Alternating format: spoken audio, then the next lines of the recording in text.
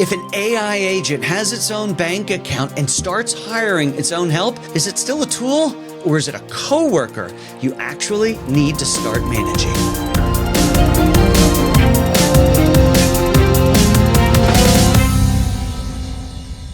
Well, welcome to AI Monday, everyone. I'm your host, Jeff DeVerter. Look, we are officially moving past the, wow, look at this chatbot phase and heading straight into some heavy-duty enterprise reality. This week, I'm breaking down the biggest news that just changed everything for our favorite viral agent. Why IBM is zigging while everyone else is zagging on hiring, and the birth of a machine economy that might actually require you to give an algorithm its own budget. Let's dig in. Well, we have to start with a massive update. If you've been watching the past few weeks, you know that I've been keeping a close eye on OpenClaw, that open source agent that went viral with 175,000 GitHub stars because it was the ultimate uncorporate way to get work done. Well, the Wild West era may have just ended.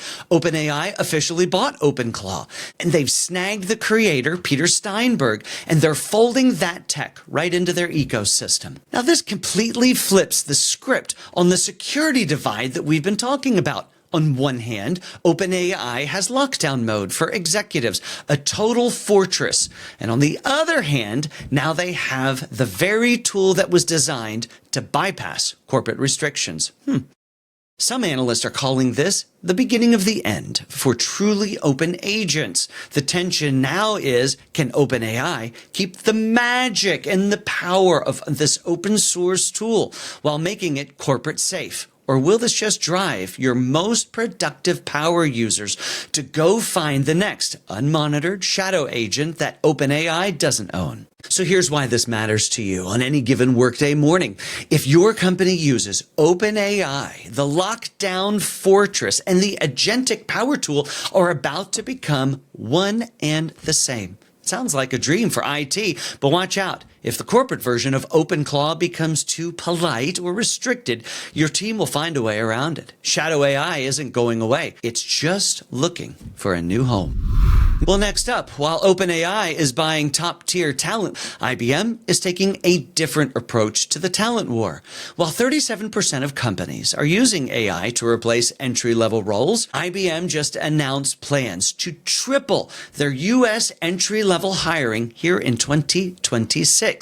Now, it sounds counterintuitive, right? Why hire more humans when AI can do the grunt work? But IBM's HR leadership is warning that if you cut the bottom of the ladder now, you won't have any mid-level managers in 5 years. You're basically starving your future leadership pipeline to save a few bucks today. So, if you're a leader, this is your long-term talent arbitrage play. Instead of hiring junior staffers to do repetitive grunt work, you're actually hiring them to be an AI conductor. They aren't paying their dues anymore by doing data entry.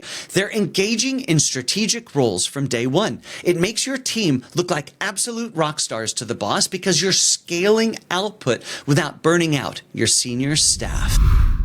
Next up, the machine economy. This acquisition of OpenClaw is the biggest signal yet that the machine economy is real. We're seeing new infrastructure like the Conway project giving agents their own digital wallets. They can earn money, pay for their own services, and even hire their own agents. Now, the conflict here is intense. Supporters see a frictionless economy where AI pays for itself. But critics, well, they're sounding the alarm. They're worried about self-replicating, financially independent AI running around without a human in the loop to pull the plug when things may go awry. With OpenAI now owning a major agent framework, this independent future is moving from a GitHub experiment to a corporate product roadmap. Now, in the short term, this should change how you think about procurement. You're going to stop thinking about software licenses and start thinking about agent budgets. You might literally have to approve a $500 micro budget for an AI agent to go out and handle a project autonomously. It's a shift from operating a tool to funding a digital employee. Look, after everything we've talked about here today, I want to leave you with 3 questions to chew on this week. First, now that the rebel OpenClaw agent is part of the empire, are you going to trust it more? Or are you already looking for the next big open source project to solve your real problems? And the second, if AI is doing the junior work, what are you doing today to make sure that your next generation of leaders is actually learning how to lead? And finally, is your finance department ready to start issuing corporate cards to an algorithm because the machine economy conversation is coming to your office sooner than you think? Well, I hope, of course, that you find these updates useful if your company needs help taking the next step with AI or is interested in a proven methodology to see real AI impact, not just POCs. Well, reach out to me. I'm flying around the country every week helping companies find real success with AI, and I'd love to help yours. You'll find a link down in the description below of how to get a hold of me. Now, until next week, let's keep sharpening those AI skills, and I'll be back with another update next Monday. I'll see you then.